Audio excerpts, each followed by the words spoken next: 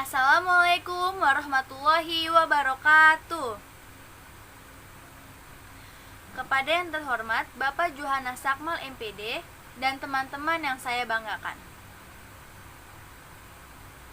Perkenalkan, saya Azra Dirda Wibowo dari kelas B PGSD dengan nomor NIM 11076212237.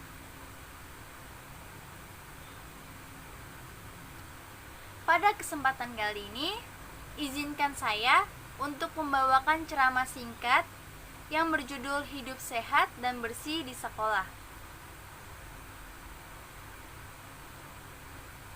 Pertama-tama, kita panjatkan puji dan syukur kita kepada Allah Subhanahu wa Ta'ala yang telah memberikan rahmat dan karunia-Nya kepada kita semua, sehingga pada hari ini kita dapat diberi kesehatan dan umur yang panjang.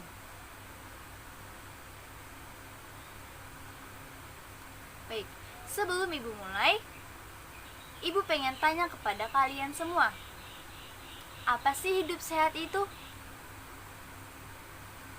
Apakah ada yang tahu?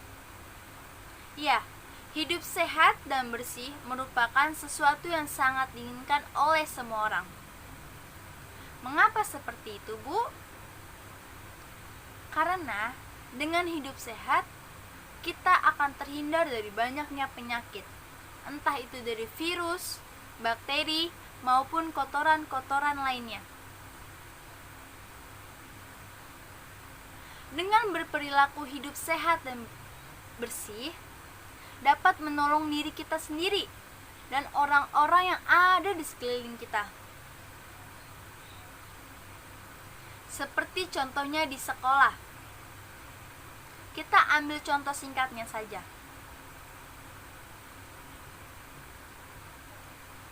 Saat ada di sekolah, tentunya kita dapat melakukan hidup sehat dan bersih secara bersama-sama.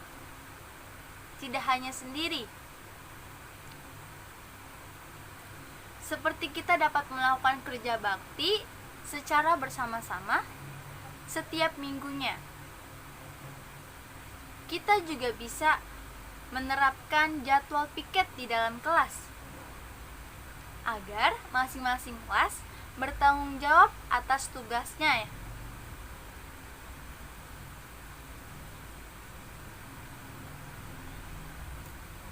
Dengan hidup sehat, kita akan merasa nyaman, terlebih pada saat kita belajar di dalam kelas anak-anak. Coba kalian bayangkan, jika kalian belajar di dalam kelas dengan kelas yang berantakan, yang kotor, bau, apakah kalian akan merasa nyaman? Tentunya tidak, anak-anak. Karena dengan kelas yang kotor, berantakan, dan bau akan mengganggu konsentrasi kita semua pada saat kita belajar. Suasana kelas yang sangat tidak enak. Nah, jika kita berada di dalam kelas yang bersih, yang wangi, yang rapih, apakah kalian akan nyaman? Dan apakah kalian akan fokus belajar? Tentunya iya, anak-anak. Karena itu adalah salah satu cara untuk kita semangat belajar dan fokus belajar di dalam kelas. Suasananya yang tentram, nyaman, sejuk, dan juga kelas yang rapih.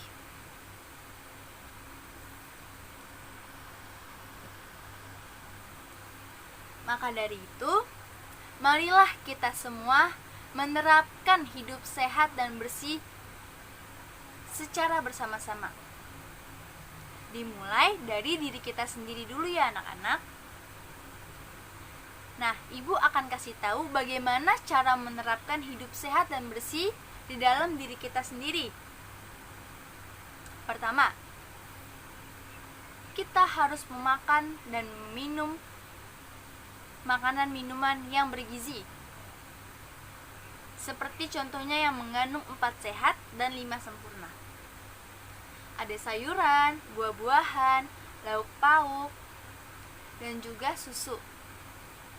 Yang kedua, kita harus selalu mencuci tangan dengan sabun, entah itu sebelum makan maupun sesudah makan, ataupun selesai mengerjakan sesuatu. Yang ketiga, kita harus selalu membuang sampah pada tempatnya anak-anak. Yang keempat, kita harus rajin berolahraga. Karena dengan berolahraga, kita akan selalu sehat dan akan meningkatkan kekebalan tubuh kita. Yang kelima, istirahat dengan cukup anak-anak, seperti tidur tepat pada waktunya. Jangan pernah bergadang ya anak-anak, karena itu akan mengganggu pikiran dan mata kita pada saat kita belajar. Yang keenam, harus selalu meminum air putih 1 gelas dalam sehari ya anak-anak. Dan yang terakhir, kita harus selalu berdoa ketika kita melakukan sesuatu agar kita diberi kelancaran oleh Tuhan Yang Maha Esa.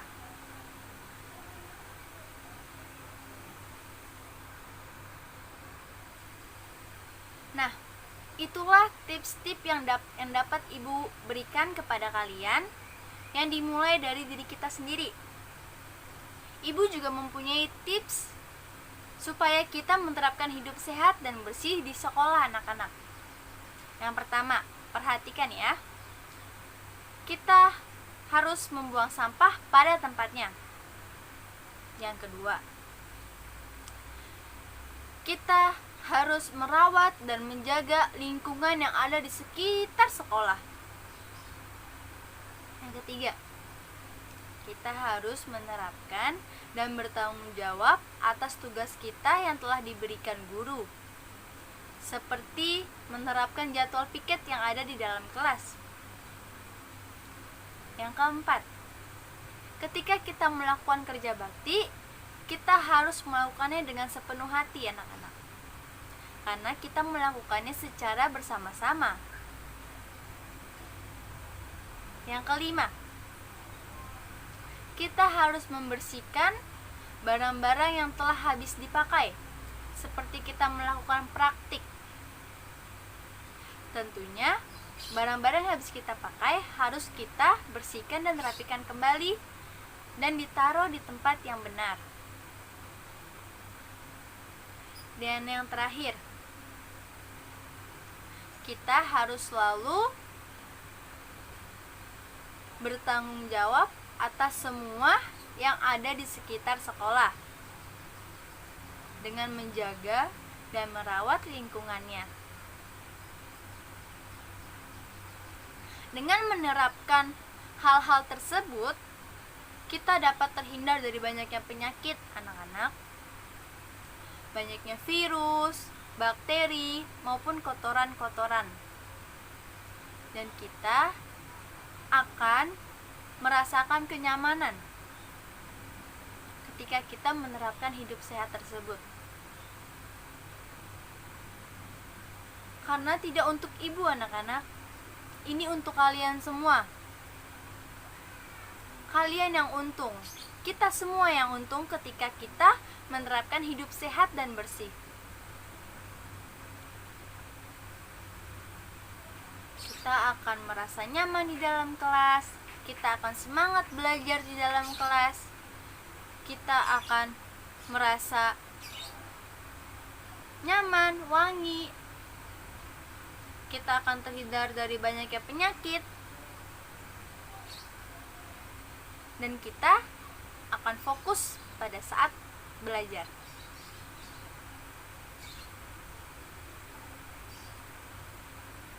Dan ibu juga ingin mengingatkan kepada kalian ya anak-anak, kita harus selalu bertanggung jawab kepada diri kita sendiri. Karena kita akan melakukan sesuatu harus dimulai dari diri kita sendiri, dari hati kita dan niat kita. Insya Allah kita akan dimudahkan untuk menerapkan hidup sehat dan bersih.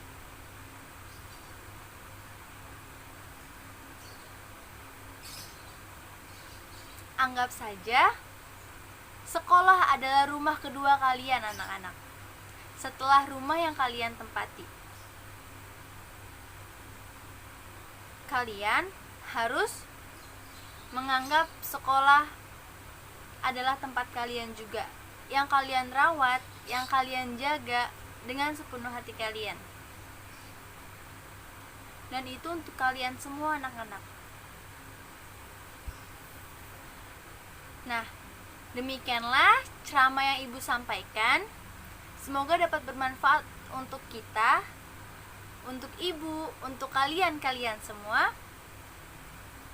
Dan semoga kita dapat merubah diri kita menjadi lebih baik, dan kita dapat menerapkan hidup sehat dan bersih dari diri kita, di sekolah, dan dimanapun kita berada.